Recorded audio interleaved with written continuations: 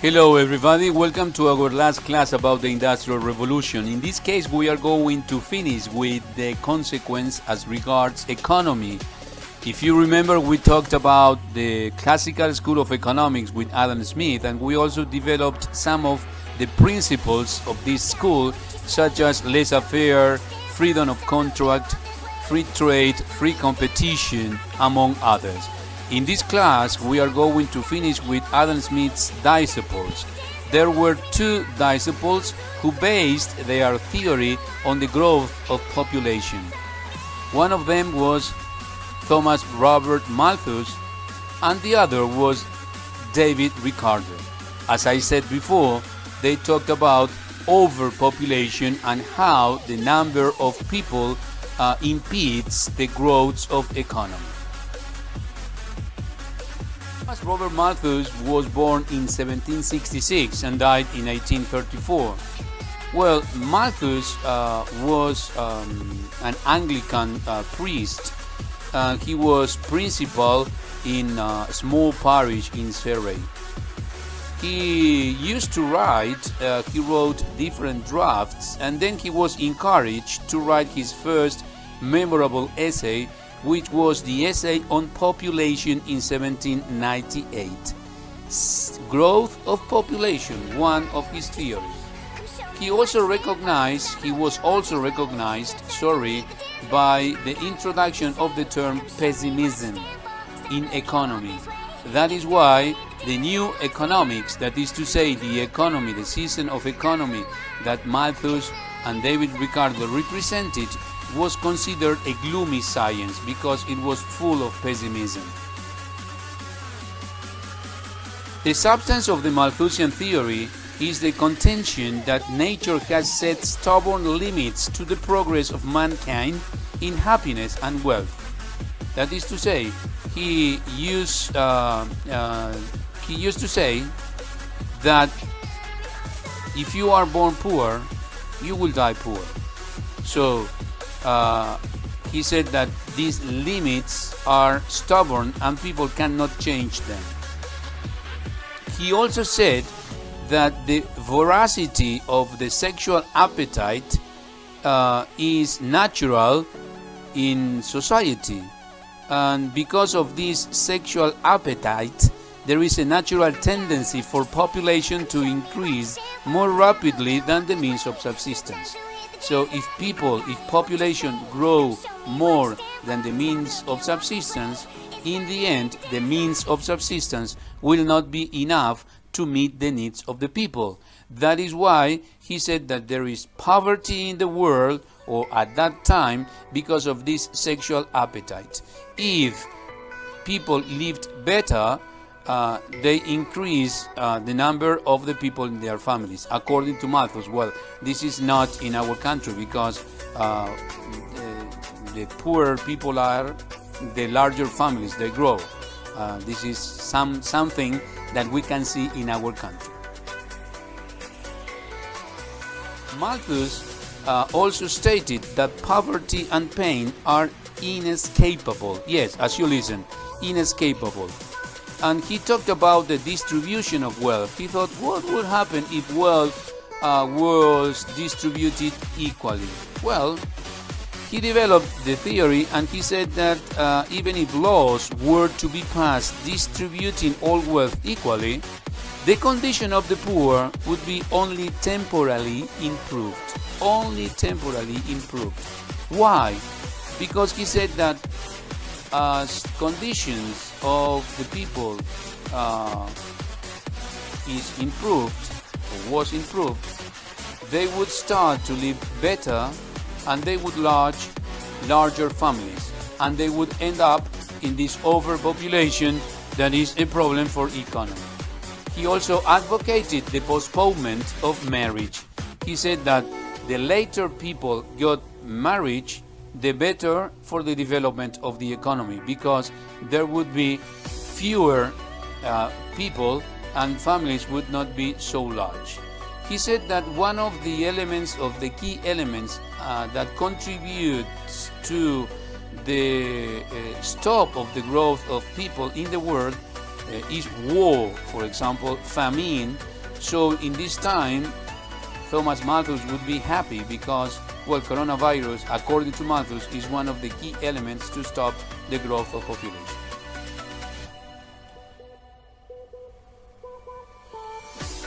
Let's talk about David Ricardo. David was born in 1772 and died in 1823. At first, he was Jew, but at the age of 22, he embraced Christianity, so he turned to Christianity. He was one of the richest men in Europe. Why? Well, at the age of 25, he had accumulated scandalous wealth on the stock exchange market. So his point of view obviously is related to the fact of his social condition, because he was a millionaire. He is regarded, highly regarded, because of his subsistence theory of wages. Yes, that is one of his first theory.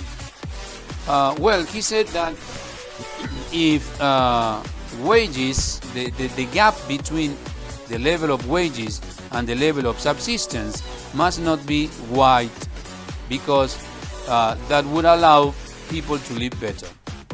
He said that the level of wages, if the level of wages was improved, people would start to live better and would grow larger families, and there would be a lot of people for the competition of jobs. So this was like an iron law for David Ricardo, from which there is no escape. If wages were increased temporarily above the subsistence standard, the population would increase, and the ensuing competition for jobs would quickly force the rate of pay down to its former level. That is to say, people, because of the competition of jobs, people would start to receive lower and lower salaries. Let's analyze the graphic. David Ricardo theory of subsistence and wages. The gap between the subsistence level and the wage level, as you can see here, is narrow.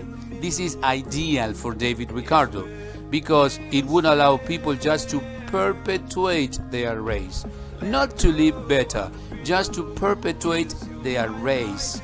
Yes, subsistence. This is ideal for this model of economy. What would happen in this case if wages are increased in the level, the subsistence, and in the subsistence level remains the same? Well, the gap is a wide gap, and this would enable the proletariat to live better.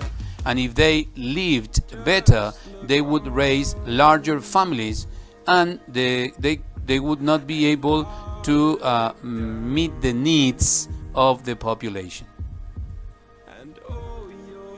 Let's see this in an example. Let's suppose your wage in May is 40,000 pesos and the cost of life is 35,000 pesos.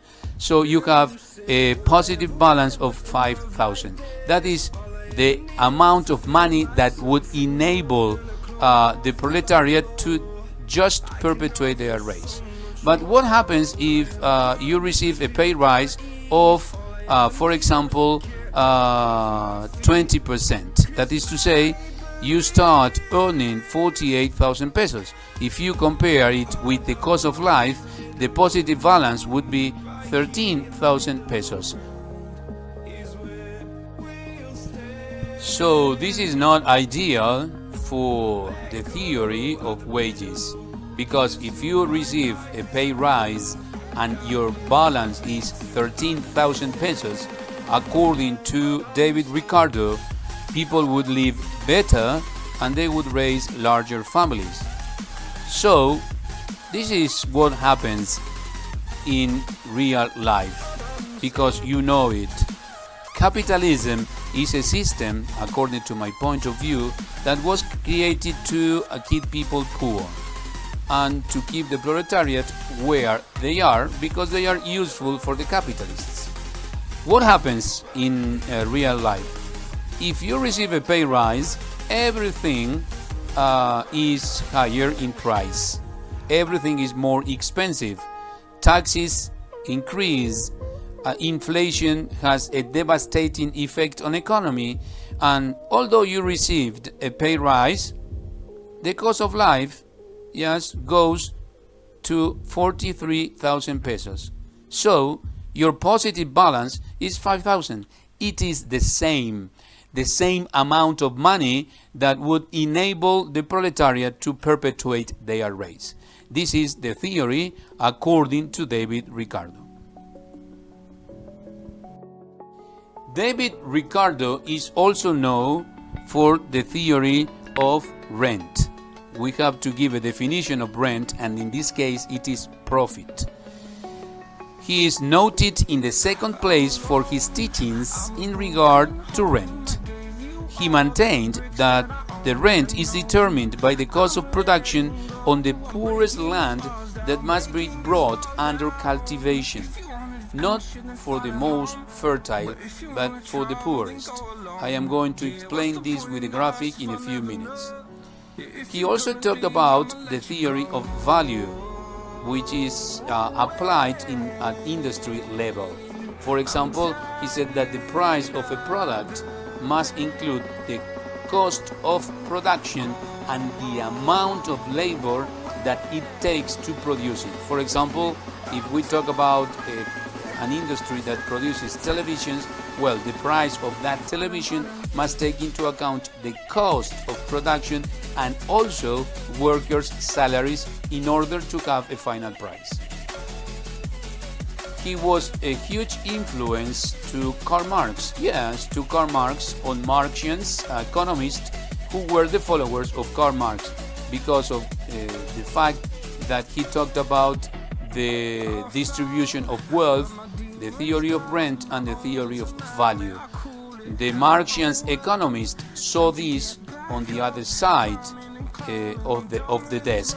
That is to say, they talked about the proletariat, in favor of the proletariat.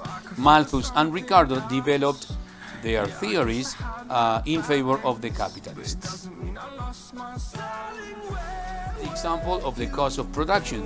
He said that the cost, in order to obtain a benefit, must be taken into account the poorest land brought under cultivation. So you have in this color, the bigger size, the cost of production of the poorest land. So the final price of a crop, for example, if we talk about agriculture, must be defined taking into account this poorest land and not the most fertile. Why? Because you have, that is to say, a higher cost of production. You have to buy more fertilizers, you have to employ more people, more farmers, and obviously the price is different in order to obtain rent. For whom? For the capitalists, for the landlords. In case of the theory of value, remember, he said that the final price of the product must take into consideration the cost of production plus workers' wages, the wages which are fixed to the proletariat. Well, this was the last class, as I said before, at the beginning of this presentation of the consequence as regards economy in the Industrial Revolution. Next class, we are going to start again with nationalism and with the problems in France, the problems in England about democracy, and the 1905 revolutionary movement in Russia and the Russian Revolution. It is a lot of content that I will try to develop in this type of format through videos and through meetings that I will fix in future time. Thank you very much. Hope to see you soon. Bye bye.